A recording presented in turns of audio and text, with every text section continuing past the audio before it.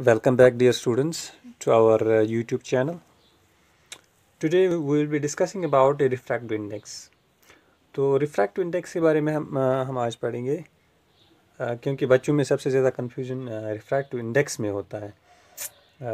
जिस तरह से इसकी ये जो फार्मूलाज है डिराइव होती है और फिर न्यूमेरिकल्स कैसे करने होते हैं, तो इसमें सबसे ज़्यादा कन्फ्यूजन पाया जाता है बच्चों में। तो आज मैं फिर से रिफ्रैक्टिव इंडेक्स के बारे में थोड़ा सा डिस्कस करूँगा और आपको समझाने की कोशिश करूँगा। रिफ्रैक्टिव इंडेक्स के बारे में हमने पढ़ा था कि रिफ्रैक्टिव इंडेक्स को हम एन से डिनोट करते हैं या एक और ग्रीक लेटर से डिनोट करते हैं, दैट्स म्यू, ठीक है ना। तो कन्फ्यूजन नहीं होना चाहिए, हम ऐसे लिखते हैं म्यू और म्यू यहाँ पे सबस्क्रिप्ट में 2। अगर हमें निकालना होगा refractive index of second medium with respect to first, तो हम 2 यहाँ पे लिखेंगे और 1 यहाँ पे लिखेंगे, क्योंकि refractive index of 2 second medium with respect to first या n से refractive index of second medium with respect to first, वो किसके बराबर होता है? Speed of light in medium first divided by speed of light in medium second. That is, अगर मैं speed of light को डिनोट करूँ v1 से इन मीडियम फर्स्ट और इन मीडियम सेकंड v2, तो इक्वेशन हमारी ये बनेगी v1 डिवाइडेड बाई v2। इसी तरह से refractive index of medium first with respect to second, okay, या हम लिख सकते हैं म्यू 1 यहाँ पे 2, तो ये इंडिकेट करेगा refractive index of medium first with respect to second, या यहाँ पे refractive index of medium first with respect to second, that is equal to speed of light in medium second divided by speed of light in medium first, that is v2 divided by v1। तो ये हमारी equation 2 हुई। तो अगर हम इन दोनों equation को यहाँ पे n2 करें, ठीक है ना, फर्स्ट को सेकंड से मल्टीप्लाई करें, देखते हैं हमें क्या मिलेगा। n2 1, यहाँ पे n2 1 है, multiplied by n1 2 is equal to, जब हम इन दोनों को मल्टीप्लाई करेंगे तो ये आपस में कैंसिल होंगे। देखिए यहाँ पे v1 ऊपर है, यहाँ पे v1 डिनोमिनेटर में, यहाँ पे v2 डिनोमिनेटर, यहाँ पे न्यूमरेटर में, तो ये 1 आएगा।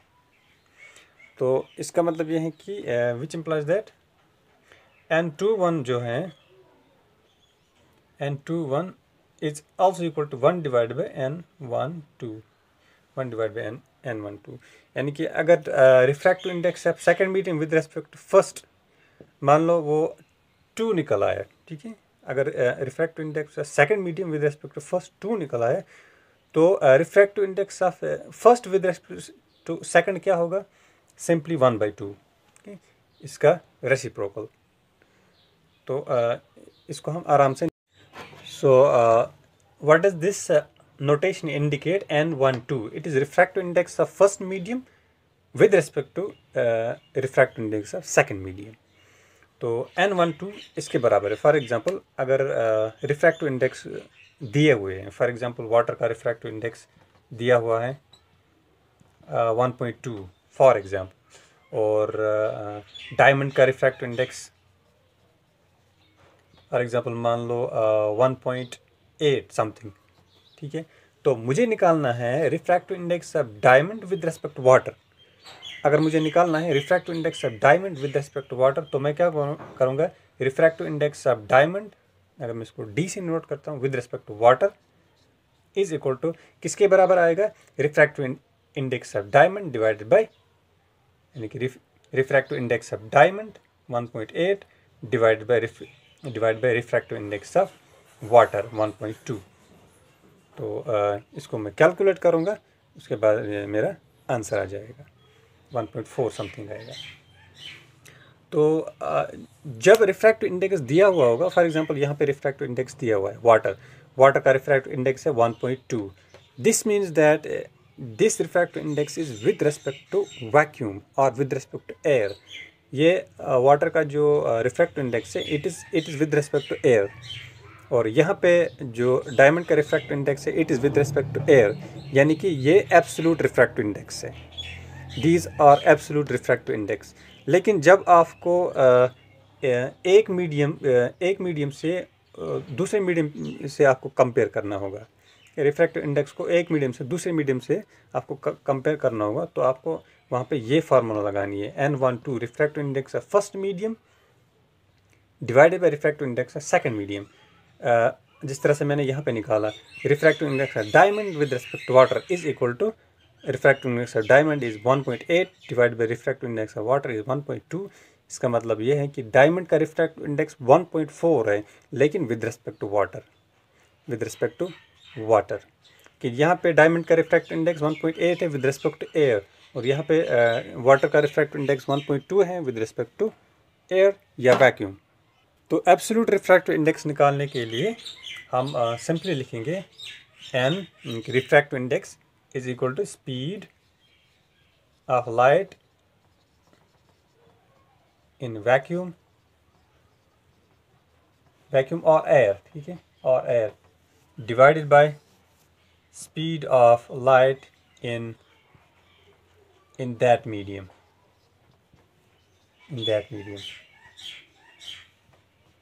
अगर मैं speed of light in vacuum को डिनोट करूँ c से और speed of light in that medium v से, दैट इज c/v, ये c/v से निकल आएगा।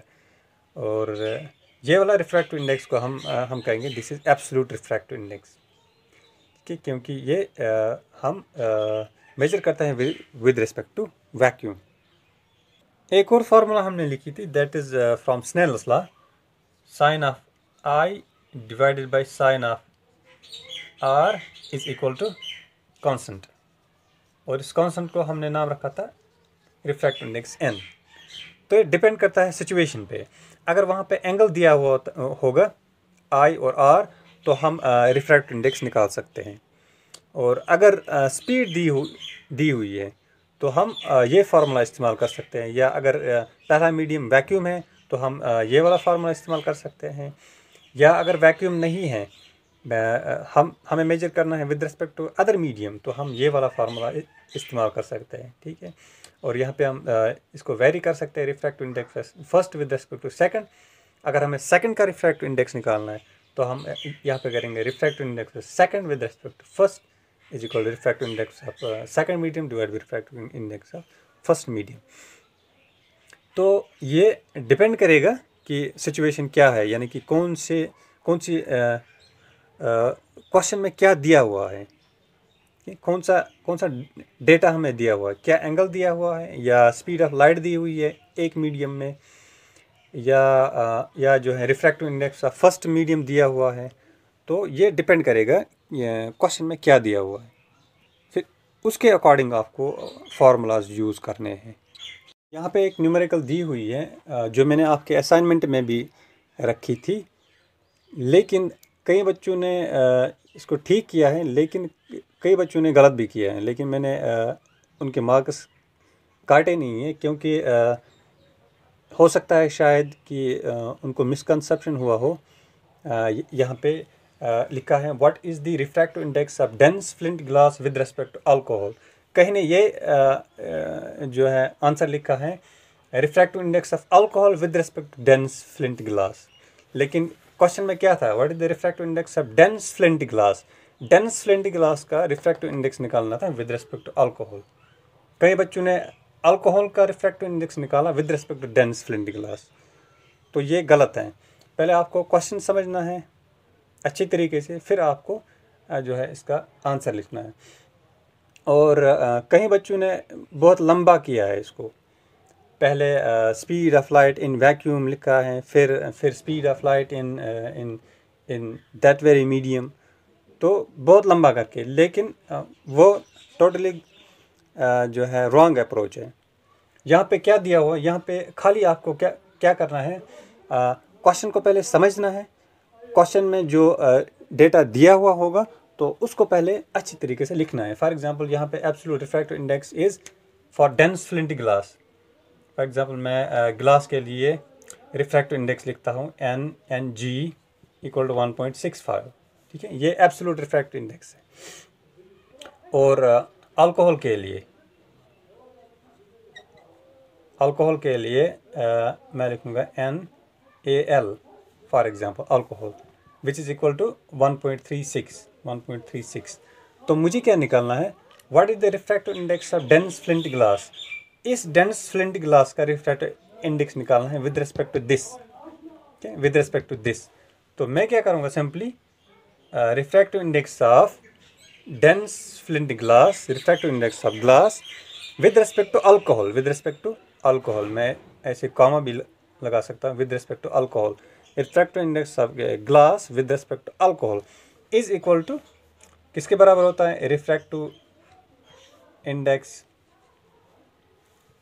ऑफ मीडियम फर्स्ट, यानी कि ग्लास, यहाँ पे ग्लास है medium, dense flint glass, refractive index of dense flint glass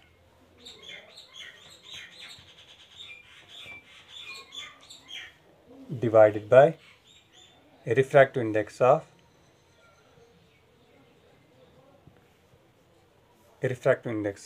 alcohol। तो मैं यहाँ पे आराम से निकाल सकता हूँ, which is 1.65 divided by 1.36 which is equal to 1.21। तो 1.21 निकल आता है। तो बहुत सारे बच्चों ने इसको बहुत ही कॉम्प्लेक्स बनाने की कोशिश की थी, लेकिन ये जो है बहुत ही सिंपल है और इजी था। तो मैं आपको एक सजेशन देता हूँ कि आप जितनी न्यूमेरिकल्स इस चैप्टर में हैं आप उनको सॉल्व करो, क्योंकि इससे जो है मज़ीद जो आपका कॉन्सेप्ट होगा वो और क्लियर होगा। तो न्यूमेरिकल करने से कॉन्सेप्ट बहुत ज़्यादा क्लियर होते हैं। तो मैं आपसे एक रिक्वेस्ट करूंगा कि आप न्यूमेरिकल सॉल्व कीजिए, और जहाँ पे कन्फ्यूजन हो वहाँ पे आप जो है कॉन्सेप्ट की तरफ पहले जाइए, फिर न्यूमेरिकल को ट्राई कीजिए। यहाँ पे अगर क्वेश्चन कुछ इस तरह से होता, what is the refractive index of alcohol with respect to dense flint glass, तो यहाँ पे आप क्या कर सकते थे, NaL यानी कि refractive index of alcohol with respect glass equal to refractive index of alcohol divided by refractive index of dense flint glass, यानी कि 1.36 डिवाइड बाई 1.65। तो वो कोई इश्यू नहीं था, खाली यहाँ पे चेंज करना था, बाकी सब कुछ वही था।